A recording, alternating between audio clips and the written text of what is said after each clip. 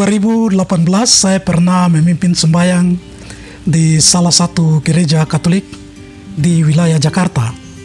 Saya tidak akan menyebutkan gereja yang mana. Tetapi yang mau disampaikan di sini adalah pengalaman kecil ketika saya berkhotbah. Yaitu dalam khotbah itu ada satu bagian yang saya mengatakan begini.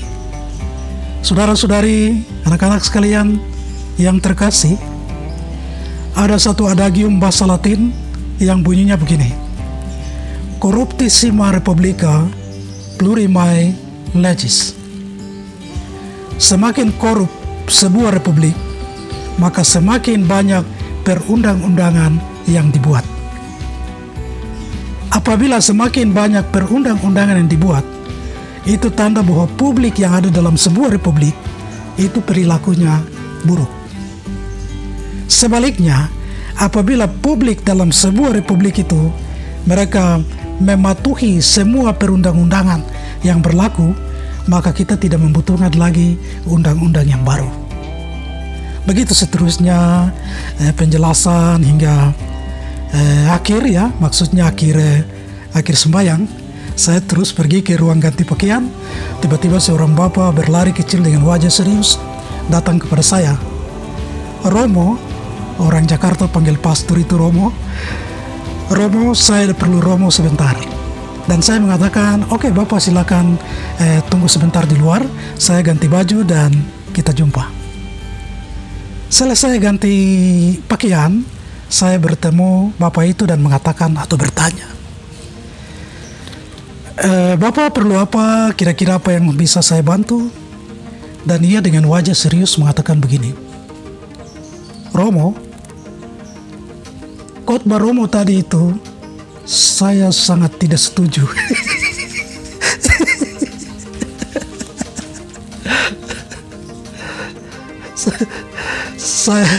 Saya kaget. Saya kira mau bicara apa. Saya kaget, sedikit tersinggung, menganggap diremehkan. Bahkan ada pikiran begini, ini dia pikir saya orang Papua. Ya itu sebenarnya pikiran yang saya tidak terlalu pusing berpikir, tetapi ya sekedar muncul begitu. Lalu saya mengatakan dalam hati, sembarangan ini Bapak. Dia pikir saya ini Romo kemarin.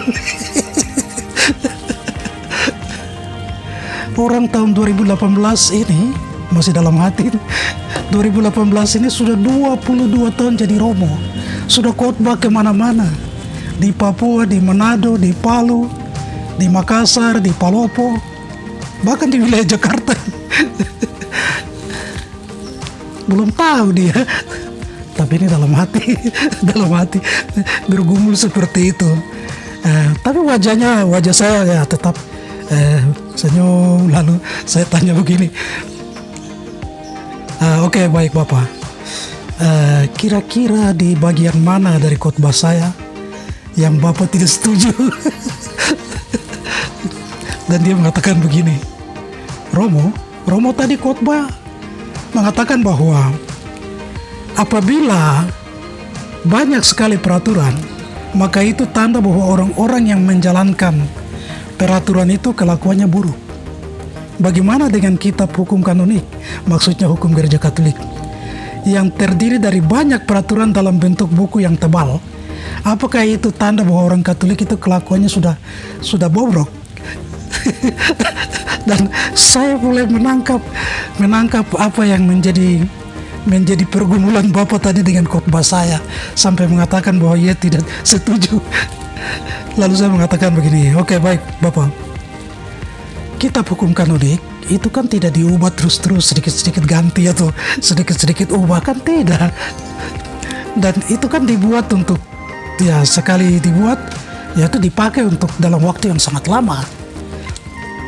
Dan kalaupun ada sedikit perbaikan sana-sini, itu bukan berarti orang Katolik itu kelakuannya sudah buruk. Bukan. Tetapi untuk lebih menjelaskan, supaya orang-orang Katolik, ya Bapak, saya, dan kita semua yang Katolik ini bisa cepat mengerti dan mengikuti, supaya kita lancar-lancar masuk surga. Sedangkan yang saya katakan dalam khotbah tadi, itu tentang hidup sebagai suatu masyarakat dalam sebuah negara, di mana apabila pemerintah dalam sebuah negara itu terlalu banyak melakukan penggantian undang-undang, ditambah undang-undang ini, undang-undang itu, dan membuat peraturan-peraturan baru, itu tanda bahwa masyarakat yang ada dalam suatu negara itu sulit diatur, tidak patuh terhadap aturan-aturan yang ada. Apalagi dengan korupsi-korupsi misalnya, itu saya maksud seperti itu di dalam khotbah tadi. Dan Bapak ini mengatakan, oh sorry Romo, minta maaf Romo, ya saya salah mengerti khotbahnya Romo, ya, saya sendiri juga dalam hati, ya saya juga minta maaf, saya juga sudah salah pikir dan kurang hati sama Bapak. Saya percaya Tuhan mengampuni Bapak itu, dan terutama saya, kami dua diampuni karena berkat yang kami dapat ialah satu kesadaran bahwa apabila terjadi masalah dan orang-orang yang bermasalah itu tinggal dalam pikirannya sendiri, maka akan tetap tinggal dalam masalah. Tetapi ketika berkomunikasi, berdialog, dan menemukan sumber masalahnya, maka semua bisa diselesaikan dengan baik.